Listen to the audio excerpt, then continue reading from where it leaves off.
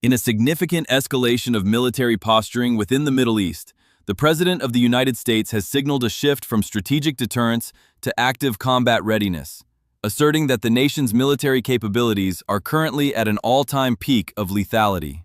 When questioned regarding the deployment of additional forces to the region and whether this move was intended to deter Iranian aggression or optimize offensive operational capabilities, the Commander-in-Chief responded with a blunt assessment of American firepower, stating that the United States possesses a vast number of troops, an effectively unlimited supply of ammunition, and what he characterized as the greatest military equipment in the world. The president further clarified the objective of this massive mobilization, stating that the United States is currently in the process of decimating Iranian influence and military infrastructure, adding emphatically that it is about time such measures were taken. This directive has triggered a massive logistical undertaking, as the order to bring 20,000 troops to full combat readiness has set into motion military units across the entire country, transforming quiet domestic bases into hubs of rapid deployment activity. At various military installations, the transition from peacetime training to active deployment was marked by the arrival of massive transport truck convoys at barracks and staging areas where soldiers began the somber and methodical process of assembling their gear. Each soldier loaded rucksacks packed with the essential tools of survival and warfare, including multiple changes of clothing designed for the harsh environment of the Middle East, personal hygiene kits, comprehensive first aid supplies, standard issue rations, and personal essentials that would sustain them for an undetermined period of time.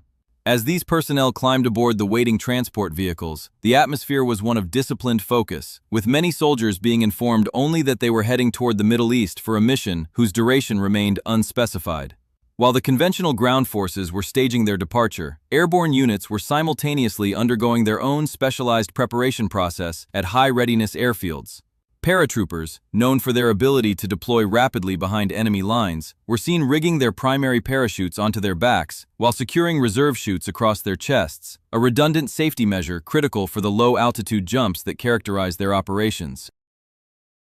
These elite troops carried their primary weapons in soft rifle cases, held in their hands or slung over their shoulders, alongside heavy combat packs, forming two disciplined columns as they marched toward the waiting C-17 Globemaster III aircraft.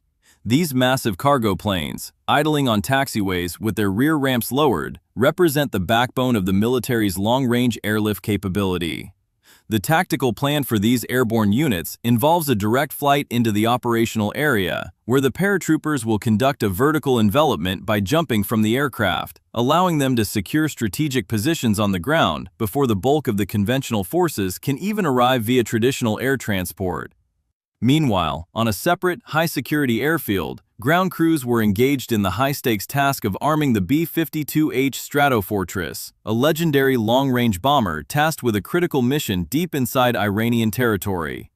The ordnance being loaded into the aircraft was of a scale designed for maximum destruction, specifically the 2,000-pound Mark 84 general-purpose bombs. Each of these munitions measures nearly 13 feet in length and over 1.5 feet in diameter, containing a massive explosive charge capable of neutralizing hardened targets. Using specialized forklifts and bomb loaders, the ground crews moved these munitions to the B-52 one at a time, where they were either hoisted into the internal rotary launcher within the aircraft's cavernous bomb bay, or carefully mounted onto external wing pylons. The technical precision required for this task was evident, as the crew guided each weapon into its specific position, locked the mounting hooks, connected the arming wires that would trigger the explosives upon release, and secured every component to withstand the stresses of high-altitude flight. In the nearby crew room, the B-52 pilots and their mission specialists conducted final checks on their life support equipment, a vital step given the grueling nature of the upcoming flight. They tested their oxygen masks for seal integrity, verified the functionality of their oxygen regulators, and adjusted the fit of their flight gear, knowing that the mission would require them to spend many hours in the cockpit at extreme altitudes where the oxygen system must function perfectly to prevent hypoxia. Each crew member also packed personal bags containing essentials for a mission that could exceed 12 hours in duration, including water, high-calorie snacks, navigation maps, mission-critical checklists, and spare gloves. Upon receiving the signal that their aircraft was fully fueled and armed, the crew proceeded to the B-52, carrying their gear and flight publications. The loading process involved stowing survival kits, mission planning materials, and personal equipment into the cramped crew compartments before the pilots climbed to the upper deck to settle into their ejection seats. The departure of the B-52 was a demonstration of raw power, as all 8 turbofan engines were started in sequence, creating a deafening roar that echoed across the airfield. The heavy bomber, burdened by its full load of fuel and 2,000-pound bombs, taxied slowly to the runway before beginning its takeoff roll. It utilized nearly the entire length of the runway to gain sufficient speed before gradually lifting off into the sky, beginning its long journey toward the target. Inside the aircraft, the electronic warfare officer and the navigator took up their positions in the lower compartment, preparing to manage a complex suite of radar, navigation systems, sensors, and electronic countermeasures designed to protect the aircraft from enemy air defenses while ensuring the precise delivery of its weapons. The mobilization also extended to naval forces, where an aircraft carrier strike group at sea prepared for amphibious and rotary wing operations. Marines assigned to the Expeditionary Unit prepared for their own departure, focusing on the Sikorsky CH-53E Super Stallion, a heavy-lift helicopter parked on the flight deck with its rotors folded for storage.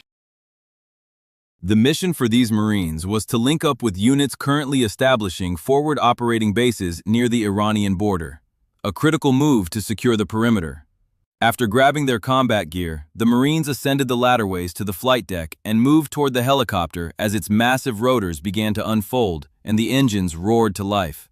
Entering through the aft ramp, the Marines took their seats as the CH-53E lifted off from the deck, banking toward the coastline to head inland toward its destination.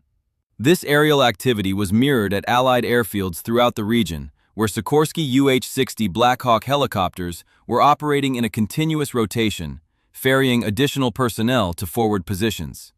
These Blackhawks flew in pairs and larger formations, maintaining a constant bridge between staging bases and the units positioned closest to the border. The operational tempo was relentless, consisting of short, repetitive flights, landing to drop off troops, flying back to pick up more, and repeating the cycle to ensure that the forward lines were fully manned.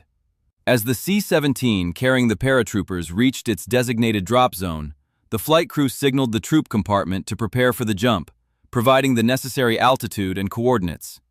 Under the strict direction of the jump masters, the paratroopers stood, hooked their static lines to the aircraft's anchor cable, and performed final equipment checks. On command, they began jumping one by one into the air, with their parachutes deploying in a long, rhythmic trail behind the C-17.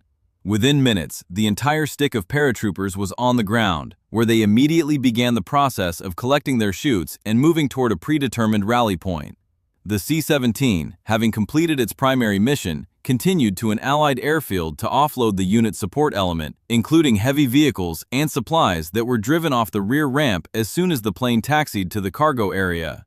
The culmination of these multifaceted movements saw all units converging on their designated positions. The paratroopers who had conducted the vertical insert linked up with the vehicles and supplies arriving by air, while the Marines delivered by the CH-53E reached their assigned sectors.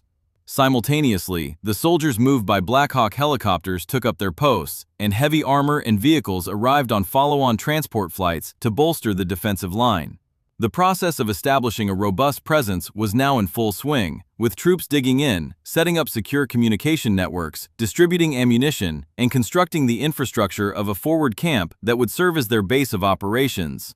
With the force fully assembled, equipped, and integrated, the transition to active combat operations appeared imminent. The tension on the ground was palpable, as evidenced by reports from personnel in the field who were warned to take cover as aircraft prepared for immediate gun runs against identified targets. The command to get down and prepare for engagement underscored the reality that the period of mobilization had ended and the phase of active conflict had begun, with the military now fully positioned to execute the orders of the commander-in-chief.